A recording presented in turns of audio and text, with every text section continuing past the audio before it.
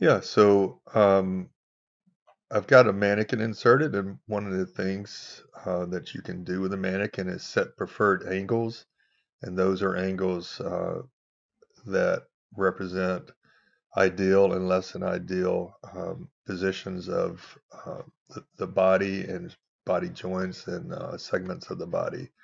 So, as an example, I've got this mannequin in a seating position, and let's assume that this is an ideal posture for a particular task, and we want to set the preferred angles off of this posture. And then what we can do with those preferred angles is when we perform evaluations of such as a posture evaluation, it will take where the mannequin is in the working position or the use position and compare it to the preferred angles to help you determine how a product or work position can be improved to allow for better posture. So this is a mannequin. There is a workbench for posture analysis. And one of the ways you can get into it is by double tapping on one of the body segments. And so here, as an example with the thigh, I can double tap it. It takes me into the human posture analysis workbench. And let's say that we're working with the thigh. I can go into, so that's the thigh segment. And so I can find the tool on the analysis limitations toolbar that deals with angular limitations and preferred angles. And let's say I select that tool and I select the thigh. This is the left thigh. It will show you the default limitations with no preferred angles set yet. You can adjust these limitations as you want.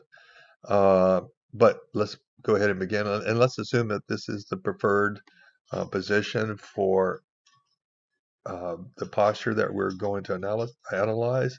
So essentially where we have this leg set now is, and this is the left leg where we have it set. And unfortunately with CATIA, you've got to do both sides. There's no way to, that I know of at least, copying these over from one side to the other. So that's a little bit of a pain, but something you just have to do. So let's say that I would like to add some preferred angles here. But first, before I do that, actually, let's double tap on the zone. And you can see that we've got uh, the preferred angles page here with the minimum limit, as you see here, which is a negative 18 degrees. And we've got the maximum limit, which is 113 degrees, and those can be adjusted as necessary. And right now we're just working on one zone that we haven't added any zones. So right now it's kind of useless, but let's add a zone. So let's add a preferred zone. So I can come in here and I can go add. And by adding this zone, and let's say that I want this to be the preferred zone with the highest score. So I can come in and I can set this to be, notice I'm setting this at about um, 90. I like to use kind of rounded numbers here. So let's say I set this at 95 degrees as a preferred angle. And then I can move this other extreme end. Well, actually, I'm just going to leave it like this for now, but because I want to add other angles in as well. So I've got this sitting here. So I've got the preferred angle coming here, set a color, and let's give it a score. Let's score this 100. Uh, and close it. So there's a preferred angle. And I can add another one in as shown here. And then notice, so that's actually helping. So the previous preferred angle is going to be there as such. So that's, notice as I'm adding this preferred angle in, it's also modifying this one. And it added it here because that's where I was at when I selected. So let's say that we want this to be 70% of adequate. And as I said before, I like to kind of add, use kind of round numbers here. And that's probably good. So, and we'll make that 70. And we can add another one here. So just go add. And notice we got another one coming in. And let's say that this one is going to be, actually as I'm manipulating this, I'm modifying the previous one, as I stated before. And let's say that this is less than ideal, so we'll give this like a 30. And you can add as many zones as you want. The scores will be utilized for the posture analysis.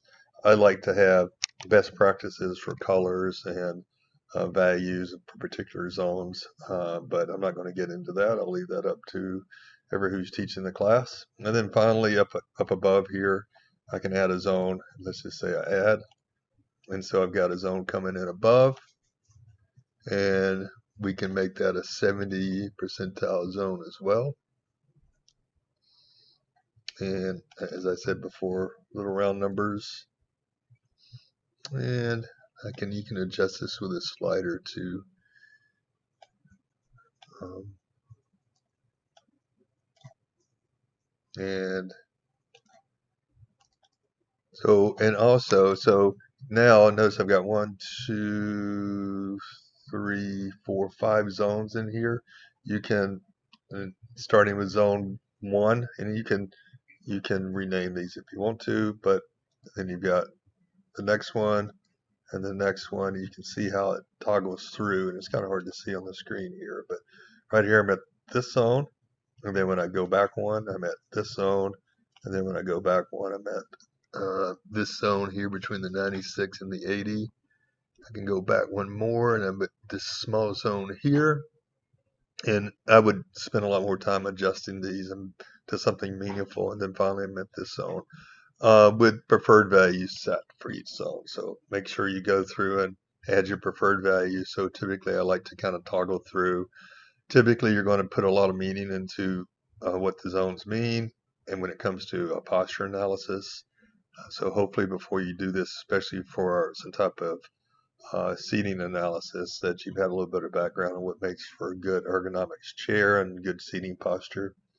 But again, this is just a demo of how to set these. You can also set the limitations. So as an example here, if this is just for sitting down, you really don't need this final angle way back here in the back, and which is the -18, and that can be changed.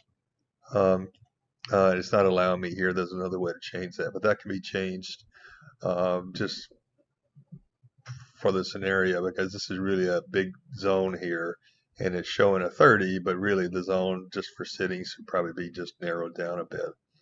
So, I mean, if I wanted to do that, I can just go here, just tap into anywhere in the area and just go edit, and you can make changes to that particular zone. Like right here, I'm in the spinal zone. I can tap into it, and I can go edit, and then I can make a change to it as needed. Um, so what else do I need to show you here? Um, so yes, so this is one thing I wanted to show you. So it took me a moment to remember how to do it. But so if I double tap this -18, I can go activate the manipulation. It wasn't doing it before, and I was wondering why, and because you got to go in and do it this way. And then notice I can activate here, and then I can take this and actually move it up to something a little more meaningful, because this is a seating analysis, the mannequin with preferred angles for sitting down. You really don't need this final zone going way down like this. But of course, if it was something dealing with standing, then you would want it to be down. And this is hip angle here, right? So, but still, but again, you can manipulate these as you need to get actually a smaller zone here, because I mean, hopefully you don't have somebody standing in a seating analysis. So that's this flex on and extension degree of freedom. There's also, if you come in here, there is an abduction and abduction. That's moving in and out. So so this thigh has 3 degrees of freedom. The extension, flex on part, the abduction and adduction, good terms you need to know as an ergonomics professional. And then the medial rotation and lateral rotation. Medial meaning going in and lateral going out. So abduction, if I select this, is going to change to another degree of freedom, showing you here. And let's say that, hey, I want to just it's probably the best way to do it anyway, is just to set the zones up where you want them to be to begin with. So let me activate this. I'm just going to narrow this up quite a bit. Um, And as I said before, you have to do this for both legs, so left leg and right leg. I wish there was a way to copy them over, but I don't know of a way to do that in CATIA. So, but that's okay for now. So let's say I've got this set up. I might just narrow, just create some narrow zones here since I've got a nice limited area. But I can come in and I can go add. And so I'm kind of working from this end, and this is the way I typically like to do it. I work from one side and work my way forward. So this is going to be a bad zone, so I can give it a low score like a 20, right? And then when I come back next, instead of selecting in here, I want to add the zone here, so I can right click there and go add. And this is probably going to be more my preferred zone. It's kind of hard to see there, and I'd recommend having best practices for colors. But since this is preferred, I'm going to narrow this up quite a bit. And to give it 100, you really want your preferred to be really narrow. Not always the case, but it's probably a good idea to do that. And then this last one here, I'm going to add the final zone. And I'll tell you what, actually, I'm going to remove that zone. So you can remove it. And the reason why is the zone was already there. It was just this color. And I could toggle forward to it. So as before, you can toggle around. So right now I'm sitting in this final zone. And there's the second zone. There's the third zone. And you can see the zone highlighted as before. So here I'm sitting in this area. I can make a color change to make it a little more meaningful and add a score as I feel necessary based on what you know about ergonomics. And then notice now I've got, in this case, just 3 preferred angles for this area. And so when you do a posture analysis, you want your final or the mannequin you're evaluating, you're hoping to be in the preferred zone. And when it is in the preferred zone, you're going to end up with a perfect score here of 100. But if it ends up being out here in this area, you're only getting a score of 20. So the more zones, the better.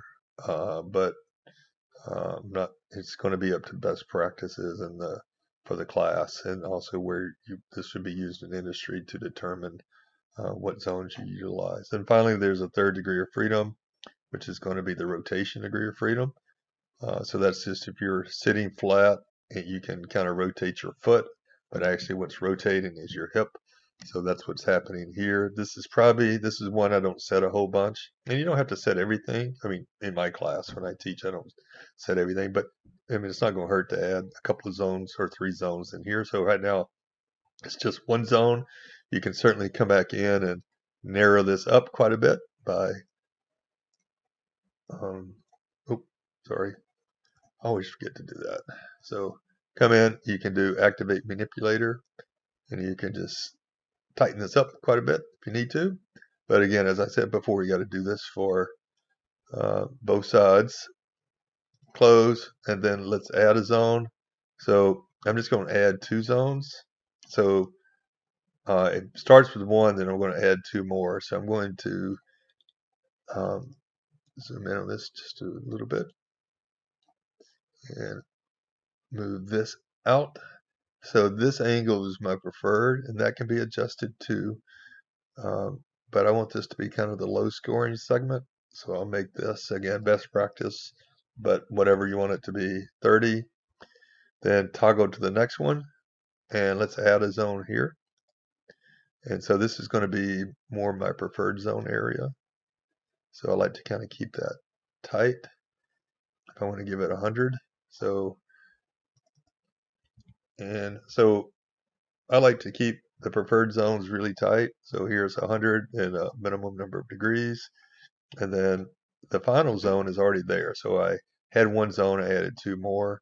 So I can just advance till I get, in this case, go backwards until I get to this zone. Set its color to be what you want it to be, preferably something that doesn't represent good, such as green or so this is probably a bad zone, so you might want to make it a yellow or red. But as I said, I'm colorblind, so sometimes I don't relate well to colors. And here, let's set this at, I'm just randomly selecting 30 as a lower score. So, and then close it. And then I've got actually all 3 degrees of freedom set for the hip. I typically will write these down because whenever I come over to the other leg, I want them to be the same, usually. And so the limitations I write down and the zones in between I write down. So, and then of course you've got to do this for all. I mean, you don't have to do them for all, but so as an example, the lower leg here only has 2 degrees of freedom. It has degree of freedom 1 and degree of freedom 3. These terms are something you should remember, but you can toggle between them, and it's going to be up to the project and what your instructor or workplace wants you to do with these zones and the values that you place in them and which ones you want to use. So there's a lot of them you can go through. All these degrees of freedom for both sides of the body, for the symmetrical sides of the body with the arms and legs, and there's things like the spine and the lumbar and thoracic and the neck and the head that only have, you don't have to worry about the symmetry on that. But do the ones that you think are important for the project that you're working on.